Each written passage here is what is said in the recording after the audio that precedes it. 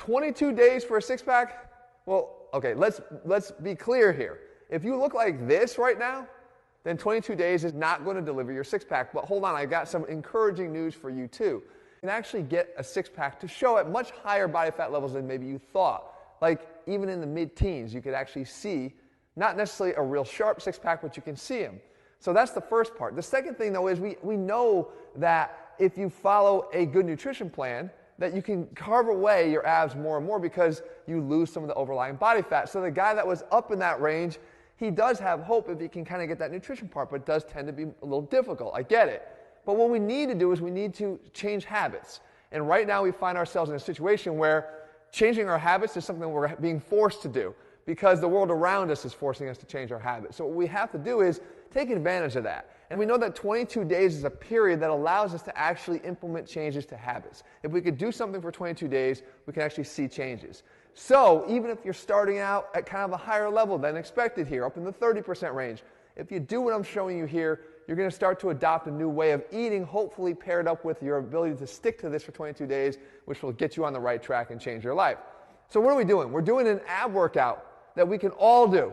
Everybody can do it because it's just 6 exercises. It's going to be done right here on the floor with nothing else, and I'm scaling it for every single level. And the way we do that is with a technique we used in a previous video called extinction training.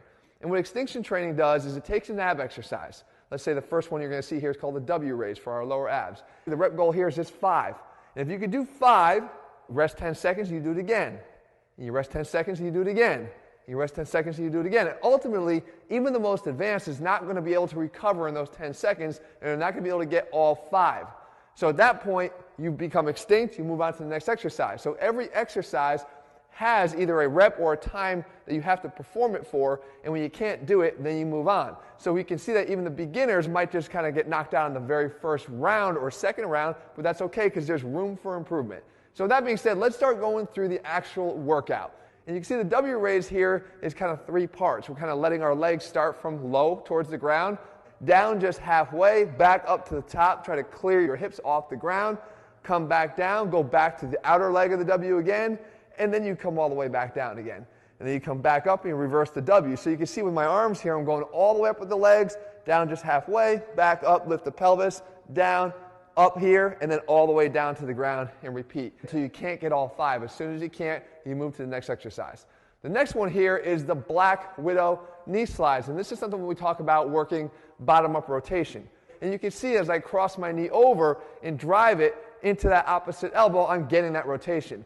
And of course, I have to lift that knee and slide it up the forearm, which creates more of that posterior pelvic tilt, more of that ab engagement. This is done for 45 seconds.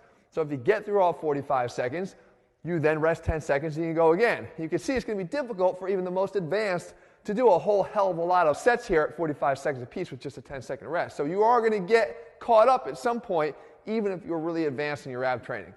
We move on to the next exercise, and it's called the butterfly sit-up. The arms actually provide you with a little bit of momentum to help to get you off the ground. But at the same time, we kind of open up, a little bit of extra benefit from the backside muscles of our upper back. Can never go wrong with that. But the fact is we do this for 10 butterfly sit-ups to get to our extinction number. When we can't do 10 anymore, then we move on. The next exercise is the seated corkscrew, because now we want to take it and we want to work not just the rectus abdominis, but the obliques. And we talk all the time about how the obliques work to sort of taper in and visually taper in the midsection. So we can do that with the seated corkscrew. You simply put your hands back behind your body, you drive your knees in and across, really trying to contract the obliques. This is another one of those timed exercises where we see if we can last for the entire 45 seconds. And if we can, we earn that 10-second rest and we repeat as many times as we can possibly do that. Again, beginners might find that they can't even get through the first 45 seconds. But that's okay because it gives you a place to start and to improve upon. And you're going to be able to expand, and this workout can grow with you for as long as you want it to. But again, 22 days here is the goal, 22 days in a row.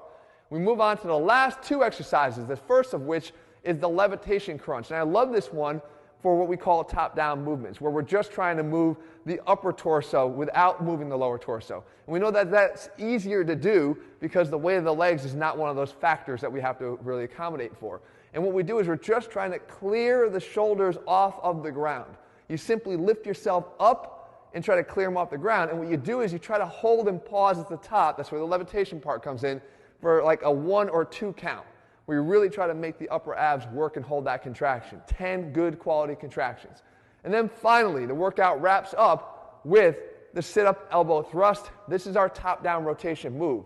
Here we're trying to just do 5 to each side. You can see it's a little bit more explosive too, but I come and I sit up and I drive across my body, and I come back to center and I lower myself down, come up and drive across the body, center and down.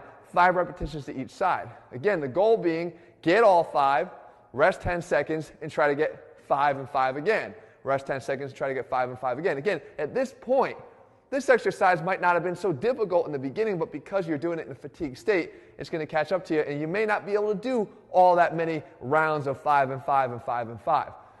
This exercise here, again, caps off this workout, but guys, remember, it's the consistency of doing this workout. Just make the commitment. Do it with me. You know, it's not that difficult, guys. Again, you can start low and finish high. You just got to make sure that you're doing it. 22 days is all I'm looking for. And even if you're at that high level of body fat, you develop that habit that will set you up for a lifetime and hopefully a whole new lifestyle. And maybe this whole situation that we've been thrown in right now is an opportunity here that we can embrace.